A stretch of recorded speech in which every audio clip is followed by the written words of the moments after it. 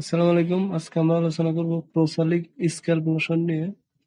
এটা প্রস্তুতকারক square pharmaceuticals limited. এটা generic name betamethasone dipropionate plus salicylic acid.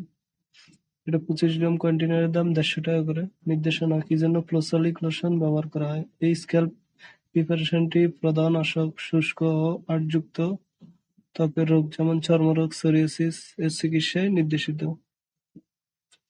Pharmacology: বেটামেথসন ডাইপ্রোনেট একটি গ্লুকোকর্টিকোস্টেরয়েড যার কর্টিকোস্টেরয়েডের মতো অ্যান্টি-ইনফ্ল্যামেটরি এবং ইমিউনোসাপ্রেসিভ কার্যকারিতা রয়েছে, এবং স্যালিসাইলিক অ্যাসিড যার কেরাটোলাইটিক কার্যক্ষমতা হাইপার কেরাটোটিক চিকিৎসায় ব্যবহৃত হয়। কেরাটোলাইটিক কার্যক্ষমতার কারণে কর্টিকোস্টেরয়েড খুব সহজেই ত্বকের ভিতরে প্রবেশ করতে পারে, এবং বেটামেথসন ডাইপ্রোনেটের ইনফ্ল্যামেটরি, অ্যান্টিপিউরিটিক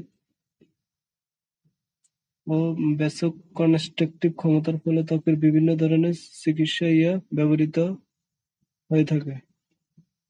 সেবন বিধি: এই স্ক্যাল্প লোশন মাথার ত্বকের আক্রান্ত স্থানে কয়েক ফোঁটা প্রয়োগ করতে হবে এবং মাথার ত্বকে আলতো করে ভালোভাবে মালিশ করতে হবে। স্বাভাবিক নির্দেশনা মতো প্রতিদিন সকালে ও রাতে 2 বার ব্যবহার করতে হবে।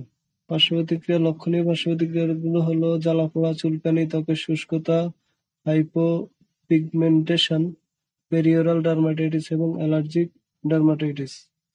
গর্ভাবস্থায় স্তন্যদানকালে একান্ত প্রয়োজনীয় ব্যতীত ইহা গর্ভবতী মায়েদের অধিক সময় ধরে ব্যবহার করা উচিত নয়। মাতৃদুগ্ধে নিঃসৃত হয় কিনা তা জানা যায়নি।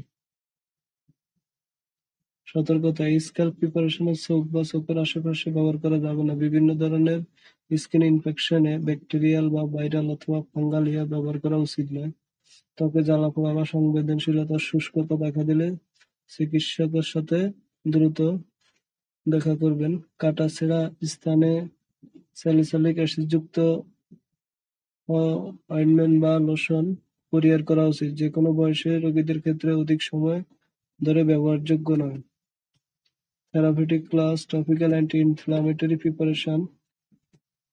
সংরক্ষণ: ঠান্ডা শুষ্ক স্থানে সংরক্ষণ করুন, আলো থেকে দূরে রাখুন, শিশুদের নাগালের বাইরে রাখুন। এছাড়া যেকোনো মেডিসিন ব্যবহারের পূর্বে অবশ্যই রেজিস্টার্ড ডাক্তারের পরামর্শ নিয়ে ব্যবহার করবেন। ভিডিও দেখে নিজে নিজে কোনো ওষুধ ব্যবহার করবেন না। ধন্যবাদ।